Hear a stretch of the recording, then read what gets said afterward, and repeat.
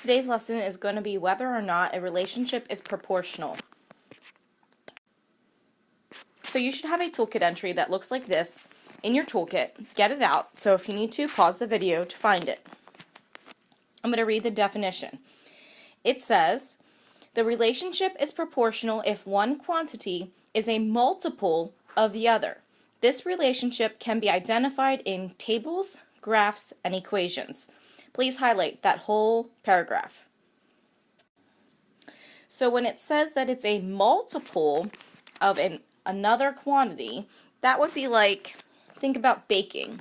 So if I needed 1 cup of Bisquick and 2 eggs to make 6 pancakes, but I really needed to make 12 pancakes, so 6 times 2 would give me 12, right? 6 pancakes times 2, multiplying the recipe times 2, would give me the 12 I need. So I'd have to take the ingredients and also multiply them by 2. So 1 cup times 2 would give me 2 cups, and 2 eggs times 2 would mean I needed 4 eggs. So that is a multiple of the original quantity. 1 cup, 2 eggs, now 2 cups, 4 eggs. That's a multiple. So let's look at one of the examples here. One of the examples is this equation, y equals 7/3 over x.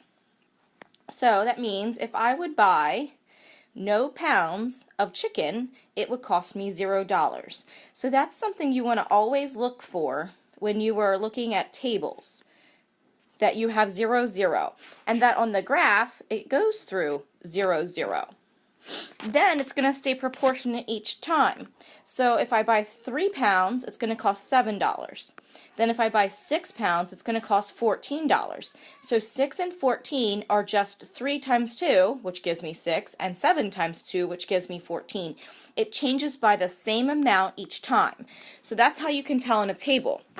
On a graph, you can tell because it's going to go straight up in a straight line. Okay, because this graph goes through the origin, 0, 0, and because it's a straight line, that means it's a proportional relationship. So if we look at this second example they gave us, it says the county fair costs $5 to enter and $1 per ride. So that means for 0 rides, I'm still going to have to pay $5. Therefore, the graph does not go through the origin of 0, 0. Because it doesn't go through the origin of 0, 0, it's not going to be a directly proportional relationship. And even though it will make a straight line,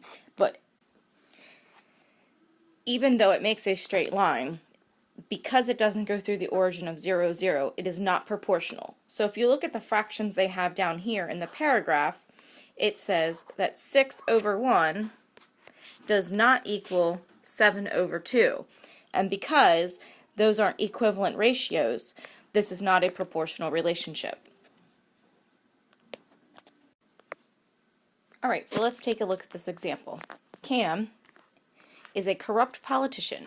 Nobody votes for him except those he pays to do so. It costs Cam exactly $100 to buy each vote. Are Cam's costs proportional to the number of votes he receives? So think about it. If he pays no one, 0 people, 0 people would cost him $0. If he pays 1 person for 1 vote, that's $100. 2 people would be $200. So your answer to this question should be yes, it is proportional. So here we have a table, and it's asking us if the relationship between the variables g and h is proportional. So if I look at 3, I multiply 3 by what to get 9? Well, I'm going to hopefully multiply it by 3, right? So if we write these as fractions, that'll help us compare. So if we have 3 over 9, does that equal 6 over 36? Well, 3 times 3 is 9, and 9 times 3 is 36. So they are proportional quantities. And it should stay the same for 9 over 81.